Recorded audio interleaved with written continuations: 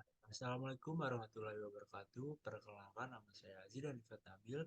Saya dari kelas H1M dengan NIM 2250803001111052. Saya dari program studi Teknologi Hasil Perikanan, jurusan Manajemen Sumber Daya Perairan, Fakultas Perikanan dan Ilmu Kelautan Universitas Brawijaya. Eh, Pertama-tama adalah kita panjatkan puji dan syukur kehadirat Allah Subhanahu wa taala yang telah memberikan rahmatnya sehingga kita dapat berkumpul pada hari ini.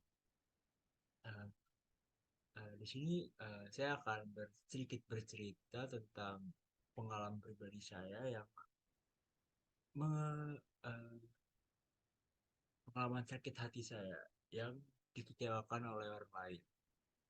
Jadi saya punya teman, eh, teman dari kecil bisa dibilang. Soalnya saya itu eh, kenalnya dari kecil karena rumah saya itu eh, berbeda 4 rumah doang sama rumah saya. Jadi satu komplek lah istilah perumahan. Nah, eh, dulu tuh sering main bareng, saya sering ke rumah dia main bareng, dia sering main ke rumah saya main bareng, dan dari situ eh, orang tua dia sama orang tua saya tuh eh, dekat kenal. Nah, eh, singkat cerita, saya sama dia tuh nggak satu TK, tapi saya sama dia satu SD. Jadi eh, ketemu pas pas di SD. Saya mulai dekat sama dia tuh kelas 4 SD karena saya sekelas. Dari kelas 1, kelas 2, kelas 3 tuh kenapa nggak dekat? Karena kita belum pernah sekelas. Dulu itu sekelasnya masih diacak, dan pas kelas 4 ini baru kita sekelas. Itu udah mulai dekat, udah mulai main bareng lagi, udah mulai ngobrol-ngobrol, cerita-cerita. Eh, Habis itu kelas 4 kita main, kelas 5 kita dekat, kelas 6 kita juga masih dekat. Nah, pas eh, kelas 7 atau kelas 1 SMP ini, saya eh, curhat lah ya, curhat ke dia eh, mengenai eh, susahnya saya pas masuk SMP. Karena eh, bisa dibilang saya itu pas masuk dari SD masuk ke SMP ini cukup sulit. Karena kenapa? Karena eh, apa namanya, faktor nilai, faktor nilai saya, faktor orang tua juga. Saya pas kelas saya satu SMP, by the way. Saya ikut satu SMP sama teman saya ini. Jadi pas di SMP ini kita ketemu lagi kan, ketemu-ketemu, saya cerita ke dia kan, kita eh, eh, habis itu cerita, pokoknya cerita tentang privasi banget deh, cerita internal. eh, Terus gak lama kemudian kelas 7 semester eh, kelas kelas 7 semester 2 itu eh, saya enggak, kelas 8. Kelas 8 tuh pas saya udah nggak sekelas lagi, pas kita udah nggak sekelas lagi. Nah, kelas 8 semester 2, maksudnya saya kelas 8 semester 2 itu eh, ada teman saya yang ngomong ke saya, dan lu dulu masuk masuk ke SMP ini eh, katanya lu ini ya, apa namanya, beli bangku ya, bla bla bla bla. Soalnya saya ceritanya ke itu ke dia, teman saya, dan lu katanya lu pas masuk SMP lu beli bangku ya. Nah, saya sontak kaget kan, kok tahu, sedangkan saya nggak pernah cerita itu ke siapa-siapa selain ke teman saya itu, sama yang sama orang tua saya. Habis itu eh, saya bilang kan, kok lu tahu, saya bilang gitu kan, kamu tahu. Eh, Iyalah, siapa yang nggak tahu, siapa gitu, dibilang gitu kan. Pas habis itu saya langsung berpikir kan, saya langsung berpikir negatif ke teman saya. Masa iya dia cerita ke teman-temannya. Soalnya teman saya yang bilang ini barusan, dia itu teman saya dan teman eh, temannya teman saya juga. Jadi pas kelas 7 tuh eh, kita sering main bareng lah. Kita bertiga main bareng.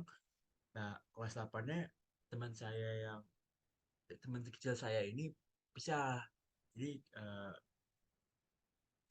teman kecil saya ini kelasnya kelas A, saya sama teman saya yang dua ini kelas B. Bisa lah kita. Itu si teman saya yang sekelas pas kelas 8 ini bilang kan, di dan lu pas beli bangku pas masuk SMP lu beli bangku ya setelah lu jalur VIP ya jalur belakang. Ah, enggak kan, lu tau dari siapa emang? Adalah, dia bilang gitu kan. Nah, pas 2 hari kemudian eh, saya langsung tanya kan ke teman saya, eh lu lu ngeceritain ke orang-orang ya kalau gue masuk SMP ini beli bangku itu posisinya posisi itu pas lagi makan kan pokoknya aku sama saya sama teman saya yang kecil ini, teman kecil saya ini lagi makan berdua. Habis itu aku tanya kan, lalu cerita ke orang-orang ya perihal itu. ah Awalnya dibilang enggak kan. Enggak kok, kenapa? Pas itu saya udah mulai curiga kan, soalnya dia jawabnya kayak agak gugup gitu. Ah, enggak kok. Habis itu saya bilang jujur aja, soalnya jujur aja, eh, aku udah tahu. Saya bilang gitu kan. Nah pas itu baru dia bilang kan, iya dan sorry ya, itu gue keceplosan. Gue ngomong ke teman aku yang teman saya yang itu yang satunya, gue ngomong ke ini bla bla bla bla, maaf banget ya. Terus aku awalnya udah mulai ini kan, aku mulai kesel atau mulai apa ya, kayak marah aja lah, intinya marah. Ya kan saya bilang kan, itu kan udah aku bilang gak usah kasih tahu siapa-siapa, yang tahu cuma kamu sama aku doang. Itu dia minta maaf kan. Iya sorry ya, dan di ya aku bilang pas itu ya nggak apa-apa, aku maafin gitu kan. Tapi padahal di dalam hati saya itu eh, kayak ada rasa kesel lah pastilah. Rahasia rahasia rahasia kita, rahasia pribadi kita eh, di disebarluaskan gitu gitu kan. Ya nggak seharusnya lah temen-temen kita tahu dan ini. Terus kan nggak tahu juga temen aku yang temen yang ini bisa jadi dia cerita ke temennya, ke temennya lagi kan, bisa jadi semua tahu.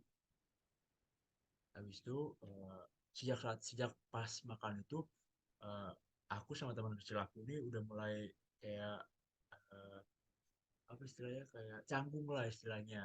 Canggung, dia udah mulai jarang nyapa aku, mulai eh, jarang chat-chatan. Padahal dulu tuh pulang bareng, main bareng, makan bareng. Nah pas canggung itu aku udah deketin dia kan.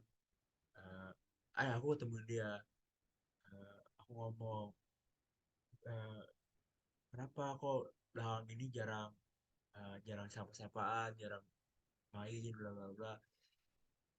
Iya aku ngerasa bersalah, kamu udah gitu gitu. Aku bilang udah nggak apa-apa, itu kan udah lewat. Lagi juga eh, bukan sa lagi juga ini kan nggak sepenuhnya salah kamu kok, nggak sepenuhnya salah dia. Habis itu aku bilang kan udah nggak apa-apa, masih terlalu dipikirin terus lewat kan. Nah habis itu kita udah teman baik lagi, udah main bareng lagi, udah gini lagi.